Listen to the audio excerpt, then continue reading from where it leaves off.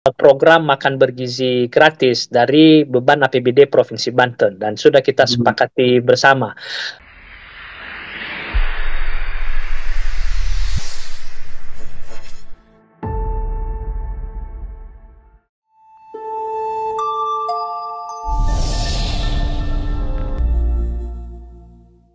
Assalamualaikum warahmatullahi wabarakatuh. Selamat datang kembali di Bagus Podcast.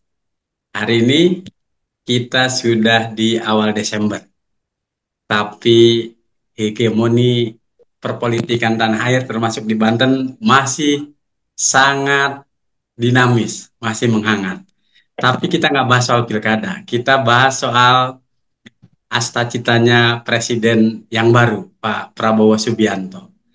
Di 1 bulan pertama sejak presiden yang baru dilantik, sudah ramai terkait dengan program-program yang berkaitan dengan program dunia pendidikan kita. Sudah bersama saya, ini anggota DPRD Provinsi Banten, periode 2024-2029, Bung Yeremia Mendropa. Kita sapa dulu. Assalamualaikum, Bung. Waalaikumsalam Mas Sapro dan para pendengar atau pemirsa Bagus Podcast. Sesuai dengan namanya pasti sangat bagus sekali. Asik. Terima kasih, Bung Yeremia. Kita ingin bahas beberapa hal, terutama yang berkaitan dengan dunia pendidikan yang menjadi makanan sehari-harinya Abang Oke, di periode, betul. di periode 5 tahun yang lalu dan juga di periode yang baru ini. Ini Betul. harus kita konfirmasi ke Bung Yeremia. Ini ramai Menteri Pendidikan yang baru terkait dengan kurikulum atau program pendidikan kita yang berkaitan dengan PPDB nih, Bung. Oke. Polemik soal zonasi nih. Ini Oke. catatan kita, Kabinet Pak Prabowo beberapa kali, termasuk juga Mas Wapres, memberikan sinyal mau ada perubahan terkait program zonasi PPDB. Karena kewenangan Pemprov Banten mengurusi SMA SMK, bagaimana sesungguhnya catatan Bung Yeremia terkait dengan program zonasi PPDB di SMA dan SMK terutama?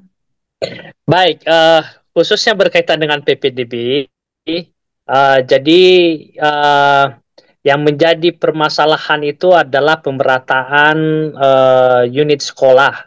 Jadi bagaimana pemetaan sekolah jangan hanya satu menumpuk di satu wilayah, tetapi bagaimana penyebarannya merata sesuai dengan jumlah penduduk tentunya.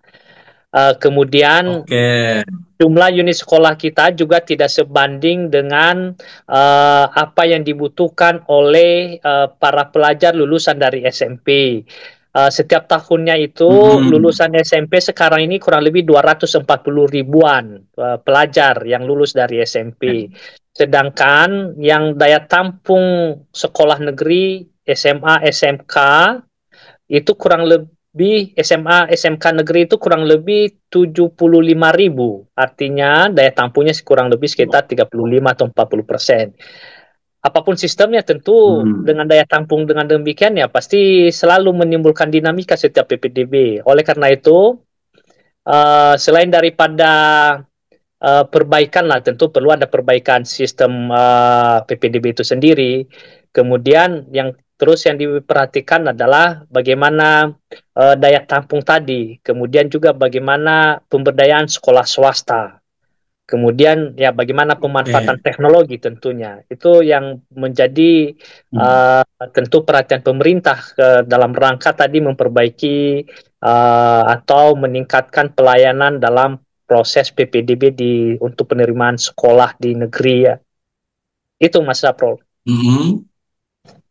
Oke, berarti perubahan selama untuk perbaikan itu semua daerah sudah selayaknya mendukung. Tapi kan juga ada perubahan nomenklatur. Misalnya Kementerian Pendidikan dan Kebudayaan sekarang jadi dipisah. Nomenklatur ke daerah, ke Provinsi Banten juga pasti akan berdampak. Artinya Betul. nanti Dinas Kebudayaan dan dinas pendidikan dipisah. Apakah juga ini akan lebih baik untuk program PPDB kita, terutama di tingkat SMA SMK dengan ada pemisahan itu, Bung? Tentu nanti nomenklatur di struktur organisasi perangkat daerah di Provinsi Banten tentu juga menyesuaikan nanti dengan nomenklatur yang ada di pusat. Kemarin memang sempat Hmm, dibahas berkaitan dengan Perda SOTK, namun dengan demikian itu belum berlanjut. Artinya nanti akan disesuaikan dengan nomenklatur yang ada di Kementerian Pusat. Uh, ada dampaknya pasti, baik dalam sistem tadi berkaitan dengan pendidikan di PPDB. Tetapi uh, tentunya di masing-masing daerah kan berbeda, berkaitan dengan kondisi di suatu daerah berbeda. Di kita di Provinsi Banten tentu berbeda dengan yang di Jakarta, DKI, ataupun yang di Jawa Barat tentunya. Kemudian tentu lagi bahwa sesuai dengan kondisi daerah ini yang perlu dipetakan. Persoalan PPDB seperti di hmm, Provinsi Banten itu seperti apa tadi? Saya katakan yang pertama adalah daya tampung di sekolah negeri kita itu belum optimal. Kemudian belum kita hmm. melakukan pemberdayaan sekolah swasta dalam ikut serta dalam proses PPDB. Kalau di Jakarta Oke, misalnya mereka sudah melibatkan swasta, kalau misalnya di Jawa Barat juga sudah melibatkan sekolah swasta dalam proses PPDB tersebut. Kita di Provinsi Banten belum melibatkan sekolah swasta dalam proses PPDB. Nah, tentu ini harus perbaikan ke oke. depan, khususnya misalnya di tahun Hmm, 2025. Beberapa waktu yang lalu kami dorong ini, tapi masih belum kesampaian. Tetapi kita berharap dengan katakanlah perubahan nanti yang akan dilakukan kementerian ini juga sekaligus penyesuaian kita di Provinsi Banten. Sekali lagi, uh, bagaimana melibatkan sekolah swasta dalam proses PPDB. Kemudian berikutnya bahwa memang antusiasme masyarakat ke negeri cukup besar karena tidak berbayar atau dalam artian gratis. Ini juga ya, merupakan salah satu yang harus diperhatikan, termasuk juga hmm, bahwa bagaimana sih sebetulnya keberpihakan pemerintah? Kalau saya condong adalah pemerintah itu harus memberikan prioritas kepada masyarakat yang tidak mampu. Itu justru kehadiran oke. pemerintah di situ kepada keluarga yang tidak mampu, masyarakat tidak mampu supaya anak-anak mereka masuk kepada sekolah negeri yang gratis tadi. Jangan sampai sekolah negeri yang justru yang masuk di sana adalah orang-orang yang punya mobil, orang-orang yang katakan Hmm. ya tanda kutip misalnya anak pejabat yang Ah, semestinya apa itu namanya bisa apa namanya subsidi silang lah ya. Jangan sampai oke. misalnya anak yang tidak mampu ya, tetapi sekolahnya di swasta. Beberapa waktu belakangan ini saya banyak sekali menerima WA ini dari masyarakat Hmm, mengeluhkan, Pak, minta bantu dong. Ini anak saya mengikuti ujian tetapi belum bayar SPP. Nah, oke. karena mereka sekolah swasta dan tidak sanggup membayar SPP, bahkan banyak sekali anak-anak kita yang dari keluarga tidak mampu, ijazahnya tertahan di sekolah karena belum bayar SPP sekian bulan, sehingga Hmm, ijazahnya juga nggak bisa diambil. Nah ini memang dilema karena kenapa? Sekolah swasta juga tentu membutuhkan biaya operasional yang berasal dari sumbangan apa namanya dari orang tua siswa, tetapi di sisi oke. lain tadi orang tua siswa juga tidak bisa mampu membayar. Akhirnya anaknya lulus tapi ijazahnya tidak bisa diambil. Loh, bagaimana bisa mencari pekerjaan? Hmm. Bagaimana bisa melanjutkan sekolah ke jenjang lebih tinggi kalau ijazahnya tidak bisa diambil. Nah, ini berbagai dinamika berkaitan dengan pendidikan kita di Provinsi Banten. Baru-baru ini Mas Sapro kan lagi masa ujian ya semester anak-anak. Hmm. Saya banyak terima Hmm. WA ini, Pak, gimana anak saya ini belum bayar, belum bisa ikut ujian, kemudian kemarin misalnya ijazahnya tertahan. Nah, tentu ini harus menjadi perhatian pemerintah. Sekali lagi, bagaimana menurut saya keberpihakan kepada masyarakat yang tidak mampu, yang justru diutamakan, diberikan kuota paling besar dalam proses PPDB tersebut. Dan saya ada di pihak itu, Mas Sapro, bagaimana tadi keberpihakan kepada masyarakat yang tidak mampu. Sehingga Oke. Sehingga keluarga yang tidak mampu ini kalau anak-anaknya sekolah, kemudian melanjutkan sekolah ke jenjang yang lebih tinggi dan bisa mendapatkan pekerjaan lebih baik sehingga mampu mengangkat keluarga tersebut dari ekonomi lemah, ekonomi kurang mampu menjadi mampu karena ada anak Hmm. yang bisa menjadi tulang punggung keluarga yang tadi pendidikannya bagus, kemudian bisa bekerja dengan baik. Nah, kalau misalnya mereka saja kurang mampu, kemudian ijazahnya tertahan, akhirnya menjadi pengangguran. Nah, ini menjadi beban pemerintah ke depan, menambah angka pengangguran kita di Provinsi Banten. Nah, sekali lagi ini menjadi perhatian. Ah, Hmm. April sebagai jurnalis Banten ikut berbangga ketika wakil rakyatnya tegas posisinya berpihak pada rakyat kecil. Ya. Kita lanjutkan, Bung. Artinya kan tahun ajaran baru nanti di 2005 sekitar Hmm. di Juli-Juli 2025 Hmm. nanti tadi catatannya sudah. Lalu Hmm. ada kemungkinan juga karena kan tahun ajaran baru sudah pasti gubernur baru Bantennya. Betul, ya. Artinya siapapun nanti yang akan dilantik menunggu keputusan resmi dari KPU. Kadang-kadang juga kalau ada pemimpin baru, pemimpin daerah yang baru, kepala dinasnya juga kadang-kadang berganti. Berganti Nah, ya, oke. menyikapi kemungkinan misalnya kepala dinas pendidikan Bantennya juga akan diganti. Tapi sistem pendidikan kita yang juga di pusatnya pemerintahannya baru, di Provinsi Banten juga nanti pemimpin atau gubernurnya juga baru. Kalau kemudian kepala OPD-nya termasuk kepala dinas pendidikannya diganti, seberapa urgent itu pergantian itu atau memang rasanya rotasi untuk pejabat di Dindik itu memang harus segera ada penyegaran. Mas Apro sebetulnya sebetulnya ya saya coba memperhatikan bagaimana pola kepala OPD di Provinsi Banten dalam rangka misalnya merancang sebuah program, kemudian membuat inovasi-inovasi. Tetapi tentu kan mereka mendapatkan arahan dari pimpinan yang lebih tinggi. Walaupun misalnya mereka punya ide yang cemerlang, punya inovasi yang cemerlang, kalau juga tidak disupport oleh katakan kepala daerah dalam hal ini, ya ini tentu juga menjadi salah satu yang perlu sekali lagi concern bahwa keberpihakan itu. Tapi ya tentulah kita dengan darah segar atau misalnya dengan pemimpin baru yang dari Provinsi Banten nantinya juga punya terobosan yang baru dan memberikan arahan yang jelas, clear kepada kepala OPD.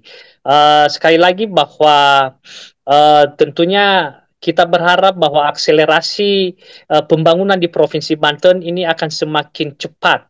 Kalau tadi sekarang Oke. ini misalnya 10 kilometer per jam misalnya akselerasinya ya ke depan ini misalnya harus 50 kilometer per jam karena kita terus harus berpacu terhadap situasi yang ada dan juga berpacu terhadap persaingan antar daerah dan juga teknologi itu sendiri.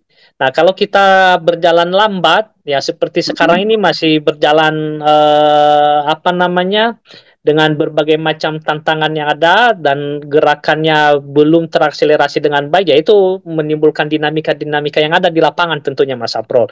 Eh, Oh, Selain daripada tadi komitmen tentunya baik kepala daerah dan kepala OPD, kemudian eh, bagaimana juga support dari masyarakat tentunya. Tapi oh, saya yakin masyarakat kita di Provinsi Banten terhadap hal-hal yang baik, yang bagus, yang dirasakan bermanfaat kepada masyarakat, yang tadi memberikan prioritas kepada keluarga yang tidak mampu, saya yakin akan disupport, akan didukung dengan baik. Dan tentu kami juga di DPRD, karena DPRD sebagai wakil rakyat ketika misalnya program-program ke masyarakat, program-program yang banyak menyentuh rakyat, ya tentu kita support, kita mendukung sangat baik terkait dengan itu. oke, Hmm. paten Bung. Kita ke segmen Hmm. kedua. Kalau Oke. tadi kita fokus ke soal sistem zonasi PPDB, di segmen kedua Hmm. kita bahas program makan bergizi gratis. Hmm. Apakah Dinas Pendidikan, juga Dinas Kesehatan dan dinas terkait sudah laporan atau diskusi dengan Komisi 5 DPRD Banten, Bung, terkait program itu? Secara resmi belum, karena juga SOP atau Juknis berkaitan dengan pelaksanaan makan bergizi gratis ini belum dapat dari pemerintah pusat. Tetapi namun demikian kemarin kan tanggal 28 November kita telah menetapkan APBD. Di dalam Hmm. APBD kemarin juga telah dianggarkan kurang lebih 200 miliar untuk Oke. program makan bergizi gratis dari beban APBD Provinsi Banten, dan sudah kita Hmm. sepakati bersama. Sekali lagi bahwa kami di DPRD khususnya di Komisi 5 sangat mendukung berkaitan dengan program-program kerakyatan. Tentu saja kita mendukung. Berkaitan dengan makanan bergizi ini Mas Apro, ada beberapa Hmm. memang aturan di Provinsi Banten. Yang pertama, kita punya Perda berkaitan dengan penyelenggaraan ketahanan pangan. Di dalam salah Hmm. satu pasalnya memuat sebetulnya pola konsumsi yang harus kita budayakan di Provinsi Banten. Sudah ada di dalam Perda, yaitu Hmm. pola konsumsi makanan bergizi yang beragam, bergizi, seimbang, dan aman. Sekali lagi saya ulang bahwa sebetulnya pola konsumsi yang harus terus kita biasakan budayakan di Provinsi Banten, dan sudah ada payung hukumnya, Hmm. yaitu pola makan yang beragam, bergizi, seimbang, dan aman. Nah, sekali Oke. lagi, tentu dengan ada program pemerintah pusat kita mendukung, karena kita juga punya ada perdanya berkaitan dengan pola makan bergizi atau beragam, bergizi, seimbang, dan aman tadi, supaya Hmm. ketercukupan gizi untuk anak-anak kita di Provinsi Banten. Tetapi lagi-lagi Mas Apro, tentu juga ini menjadi hal yang harus diperhatikan. Jangan juga sampai ke tidak efektif dan efisien. Mengapa saya katakan demikian? Tentu kan di Provinsi Banten kan berbagai macam ragam yang ada, ya, Hmm. berbagai macam kondisi keluarga atau orang tua yang ada. Jadi ada misalnya keluarga atau anak yang sangat membutuhkan, atau juga mungkin ada yang bahkan misalnya sudah pola makannya sudah pola bergizi misalnya. Nah, tentu memang sekali lagi bahwa harus tepat sasaran. Nah, Ah, ini poinnya, harus tepat sasaran supaya efektif dan efisien, ya. Kemudian Mas hmm. Sapro, ini berkaitan dengan gizi. Tadi saya katakan bahwa kita punya perda. Sesungguhnya kan gizi itu adalah merupakan asupan yang masuk ke dalam tubuh, baik makanan maupun minuman. Secara umum, ada tiga kategori gizi yang dibutuhkan oleh tubuh. Yang Oke. pertama, disebut dengan zat tenaga. Zat tenaga ini Hmm. adalah yang memberikan tenaga kepada tubuh setiap kuat dalam melaksanakan setiap aktivitas kehidupan dalam sehari-hari. Nah, sumber makanannya itu yang mengandung karbohidrat. Apakah itu misalnya nasi, kalau tidak ada nasi itu bisa ubi, bisa singkong, bisa sagu, bisa tuba yang berasal dari tepung misalnya, dan yang lainnya yang mengandung karbohidrat. Kemudian kategori yang kedua itu adalah disebut dengan zat pembangun. Nah, zat pembangun Hmm. ini bagaimana menumbuh kembangkan anak-anak kita, bagaimana juga memulihkan sel-sel yang rusak di dalam tubuh, yaitu dibutuhkan namanya zat pembangun yang bersumber dari makanan yang berprotein.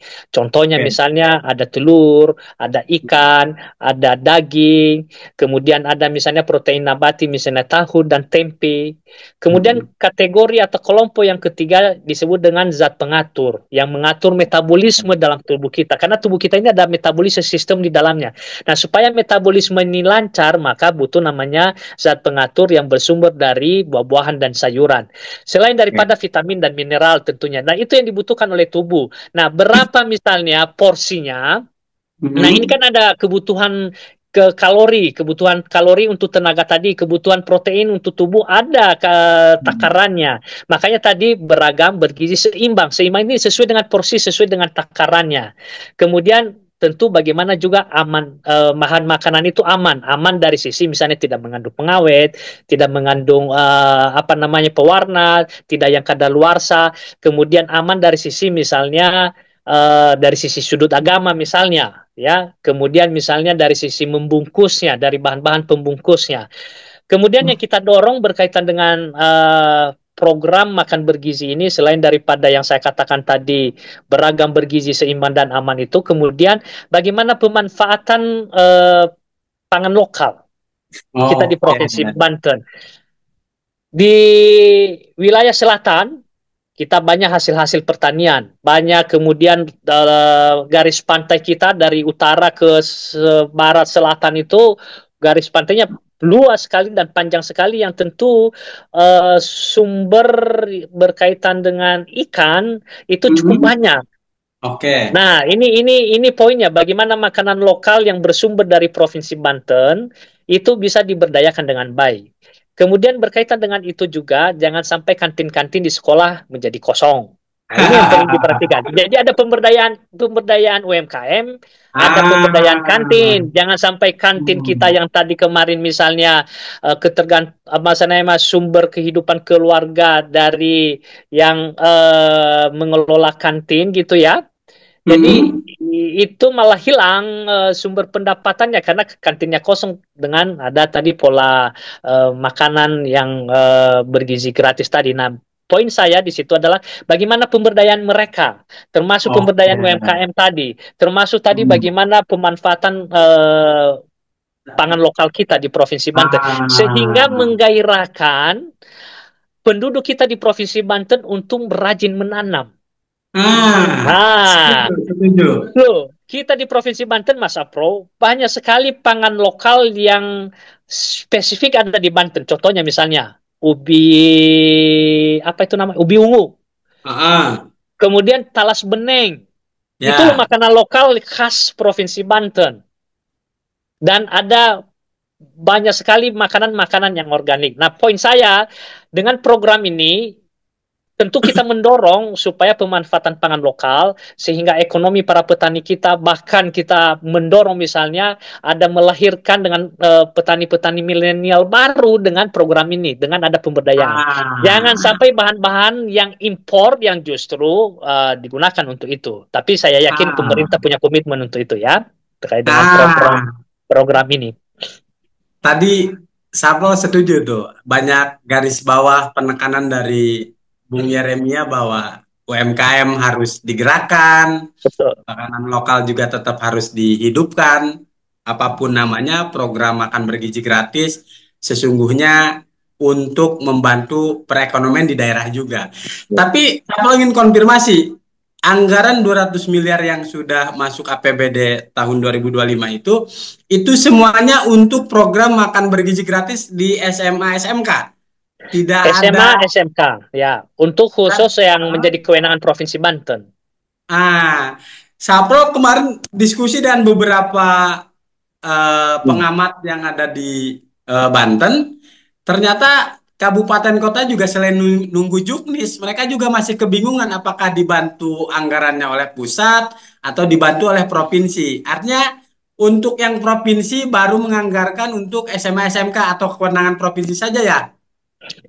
Jadi di dalam pembahasan antara TAPD dan Badan Anggaran kemarin memang TAPD menyampaikan berdasarkan arahan dari Kementerian Pusat walaupun secara tertulisnya dikatakan belum ada secara tertulisnya, tapi sempat dikemukakan bahwa beban APBD baik kabupaten kota maupun provinsi 4% dari PAD.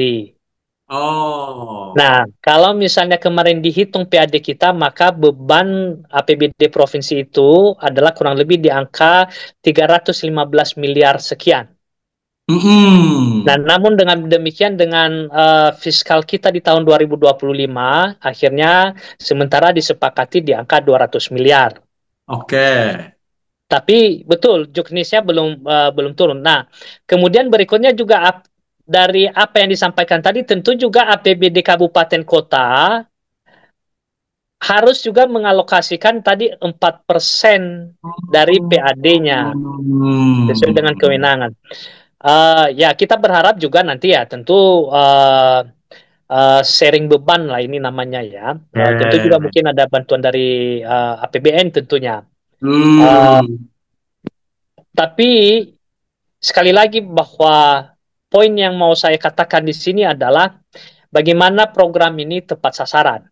Oke, soalnya Sapro dapat Hmm, bocoran juga. hmm, Kepala Dinas Pendidikan Kabupaten Kota juga ternyata sudah setor data ke provinsi. Makanya hmm, pemahaman pejabat di kabupaten kota seakan-akan bahwa akan dibantu oleh keuangan provinsi. Oh, begini. eh yang kami mendapatkan penjelasan seperti saya katakan, masing-masing daerah baik provinsi, kabupaten, kota Hmm, mengalokasikan 4% dari PAD. Yang oke. tentu sesuai dengan kewenangannya. Kita di Provinsi Banten Ah, kewenangannya adalah SMA, SMK, di tingkat SMA, SMK. hmm, Kemudian tentu kan kewenangan di kabupaten kota adalah di tingkat SD, SMP gitu kan ya. Dan hmm, juga mungkin ada sekolah PAUD. Nah, tentu ya, juga nanti kita belum mendengar seperti apa juga nanti yang akan dibantu melalui APBN. oke. Eh, Selain daripada itu, Mas Sapro, memang di tahun 2025 ini berlaku juga option pajak, di mana Hmm, di mana eh, melalui option pajak ini pendapatan asli daerah khususnya dari pajak kendaraan bermotor yang menjadi kewenangan provinsi itu akan bagian kabupaten kota akan semakin meningkat. oke. Ah, Iya, itu iya, iya, tentunya iya. juga menjadi bantuan kepada kabupaten kota sesungguhnya, Kabupaten kota. karena Hmm, tadi option pajak ini meningkat bagian dari pendapatan kabupaten kota dari pajak kendaraan bermotor yang menjadi kewenangan provinsi. oke. Siapa ingin ke lebih teknis Hmm, mendalami soal program makan bergizi gratis, hmm. Pak? Bahwa dari anggaran 200 miliar, idealnya per siswa itu dapat program makan bergizi gratisnya itu kalau dirupiahkan berapa satu kali makan bergizi gratis itu? Karena di pusat ini lagi rame dari 15.000 sekarang viral lagi turun ke 10.000. Artinya ini kan agak anomali. Judulnya program makan bergizi gratis, ternyata nilainya terus ditekan dari 20.000, 15.000, sekarang malah ramainya 10.000. Ketika kita melibatkan UMKM juga 10.000 untuk satu siswa makan bergizi gratis, rasa-rasanya ini malah jadi sesuatu yang lucu, Pak Yeremia. Gimana tuh? Baik, unit cost-nya tadi memang belum disampaikan secara detail. Hmm. Jadi baru secara besaran anggaran 200 miliar dari APBD provinsi. Unit cost-nya berapa untuk sekian banyak masih belum disampaikan. Karena tadi juga menunggu cuknis dari pemerintahan pusat. Tapi Ya. berkaitan dengan angka yang tadi Mas Sapro sampaikan. Makanya tadi saya mulai dari awal bahwa yang dibutuhkan oleh tubuh, gizi itu ada 3 kategori. Tadi zat tenaga, zat pembangun, dan zat Hmm. pengatur. Nah, itu kan Ya. namanya itu yang dibutuhkan oleh tubuh. Berapa Mm-mm. porsinya tadi, ya sesuai dengan kebutuhan satu hari, berapa kalori. Misalnya ada hitungan secara ahli gizinya, proteinnya Iya. berapa gram misalnya. Kemudian sayur dan buah-buahannya berapa. Jadi secara ilmu gizi itu juga ada. Oke. Eh, Makanya saya selalu mengatakan tadi efektif, efisien, dan tepat sasaran. Jadi supaya Ah, bermanfaat. iya, iya, Ya iya. kita juga tidak pungkiri bahwa banyak juga misalnya siswa-siswi atau anak-anak kita yang sudah membawa bekal dari rumah yang tentu juga sudah mencukupi. Apakah Hmm. mereka juga mendapatkan yang sama? Jadi itu kan mubazir gitu loh. Ya. Mending kepada anak-anak kita yang apa itu namanya? Katakanlah ya dari keluarga yang kurang mampu tadi. Nah, itu sebetulnya yang sasaran yang bisa disasar gitu loh ya, yang bisa Oke. mendapatkan hal itu. Kan banyak Nah, sekolah-sekolah tidak ah, dipungkiri, misalnya di Tangerang gitu kan banyak sekolah-sekolah yang swasta yang bonafit gitu ya, sekolah-sekolah hmm, swasta tentu apakah mereka juga mendapatkan program yang sama gitu misalnya ya, kan? ya. Nah, itu Oke. yang perlu dilihat. Tadi bergizi itu yang dibutuhkan tubuh. Kalau Sapro compare dengan menu makanan yang dikonsumsi rata-rata oleh masyarakat Banten, misalnya pecel lele pakai tempe, itu lebih dari 15.000. Nasi Padang juga. Kalau mau dapat daging juga 15.000. Artinya kalau hitung-hitungan kami para jurnalis ya idealnya kalau menurut Bung Yeremia satu porsi untuk program makan bergizi gratis kita prediksi-prediksian ya. Kalau bicara idealnya, yang memenuhi kebutuhan tubuh dan itu layak masuk program makan bergizi gratis, berapa rupiah kah? Oke. eh Secara spesifik tentu boleh kita berhitung seperti apa yang Ah, disampaikan oleh Mas Apro. Tetapi sisi lain saya katakan tadi juga bergizi bergizi itu kan tidak tidak perlu harus mahal. Saya oke. katakan tadi saya katakan tadi bahwa pangan lokal kita Ah, yang juga bergizi tapi tidak perlu membutuhkan biaya yang besar gitu kisahnya. oke. Ya. Saya katakan tadi kalori yang dibutuhkan oleh tubuh bahkan bisa berasal dari ubi, dari Hmm, singkong, dari talas gitu kan ya. ya, ya, Kemudian misalnya protein. Ya tadi proteinnya ada dua, hewani dan nabati. Yang oke. tadi misalnya nabati bisa tahu, bisa tempe Hmm, gitu kan ya. Kemudian yang hewani, telur, tadi sampaikan ikan lele misalnya hmm. ikan dan lain sebagainya. Sayur dan buah-buahan. Eh, Kalau misalnya tadi masyarakat kita produktif sebetulnya tidak perlu harus mengimpor, saya kira Hmm. oke lah ya, Nah, 10.000 bisa masuk kerja. buat makanan bergizi gratis. Eh, eh, Tentunya masa pro dengan kondisi ya memang beda di perkotaan misalnya dengan dikatakan di pedesaan. Kalau katakan di Hmm. perkotaan ya, saya katakan memang kurang kurang memadai gitu kan ya. Oke. Eh, Kemudian eh, tetapi sekali lagi juknisnya seperti apa? Apakah hanya Hmm. disuplai Hmm. bergizinya ini seperti apa? Apakah juga mungkin ada produk Hah? eh dibikin sebuah produk yang baru gitu ya. Hah? Semua kebutuhan gizi itu ada gitu ya Oke. di dalamnya. Tetapi kan poin kita tadi bagaimana program ini tidak hanya Hah? semata-mata program bergizi gratis, tapi Hmm. bagaimana secara teori ekonomi nih Mas Apro, ada Oke. namanya backward linkage keterkaitan ke belakang, ada namanya forward linkage keterkaitan ke depan. Jadi sebuah program Hmm. itu mempengaruhi inputnya keterkaitan di belakang inputnya tadi bagaimana hasil-hasil pertanian dimanfaatkan. Kemudian Hmm. misalnya dari sisi outputnya, bagaimana misalnya eh, pengelolaan-pengelolaan yang lain gitu kan. Jadi Ah. harus ada keterkaitan. Jadi itu yang kita dorong sehingga multiplier effect dampaknya Hmm. itu bisa semakin terhadap ekonomi juga semakin meningkat. Jadi tapi kalau Setuju. hanya sekedar sekedar misalnya bergizi gratis, gizinya seperti apa yang tadi yang akan disediakan, eh, Hmm. ya ini yang perlu perlu nanti tentu dievaluasi lah ya. Maksud saya Oke. gini, perlu dilihat seperti apa dampaknya. Jangan sampai sebuah program tapi tidak ada Hmm. dampaknya, tidak ada keterkaitan belakang dan keterkaitan ke depan dalam sistem perekonomian misalnya dalam meningkatkan Hmm. kesejahteraan masyarakat. Tapi saya yakin mungkin ada hitungannya lah. Itu dah coba kita lihat. Uh, karena kita kan belum mulai. Iya. Tapi sesungguhnya Mas Pro, Provinsi Hmm. Banten itu kemarin juga di Badan Anggaran saya menyampaikan, kita Provinsi Banten sudah melaksanakan program makan gratis, bergizi gratis.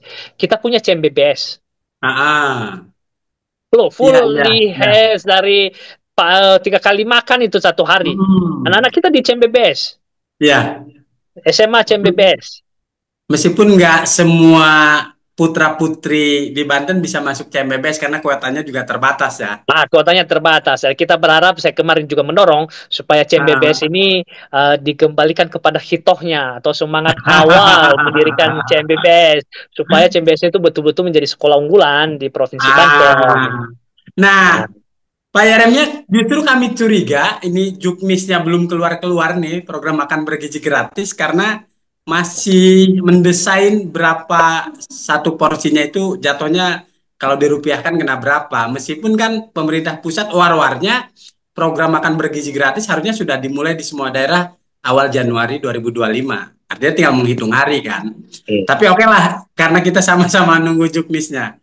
Ini di segmen terakhir, Pak Yeremia, kita ingin minta pendapatnya terkait dengan program sekolah gratis untuk sekolah negeri dan sekolah swasta, khususnya yang jadi tanggung jawab Pemprov Banten lah, yang di SMA dan di SMK.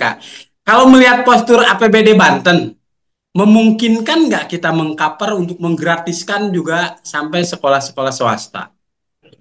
Dari APBD yang telah disepakati kemarin, belum terakomodir hal berkaitan dengan hal itu. Hmm, Untuk APBD di tahun 2025 ya, sesuai dengan yang oke. disepakati sesuai di kemarin yang disepakati di Badan Anggaran dan TAPD. Belum mengakomodir Hmm, menggratiskan yang di swasta. Kalau di negeri kan sudah oke. gratis lah ya. Hmm, Bahkan kemarin saya sampaikan di rapat Badan Anggaran bahwa kami mendukung, baik saya secara pribadi atau fraksi, mendukung berkaitan dengan bagaimana memberdayakan sekolah swasta tadi atau melibatkan sekolah swasta dalam proses PPDB. Kemudian oke. bagaimana pemberdayaan swasta ini menampung anak-anak kita yang berasal dari kurang mampu tadi, yang tidak punya kesempatan masuk negeri, dan pemerintah lah mensubsidi atau menggratiskan mereka masuk di sekolah swasta. Selain daripada sekolah swasta, kita juga bisa terberdayakan dengan baik.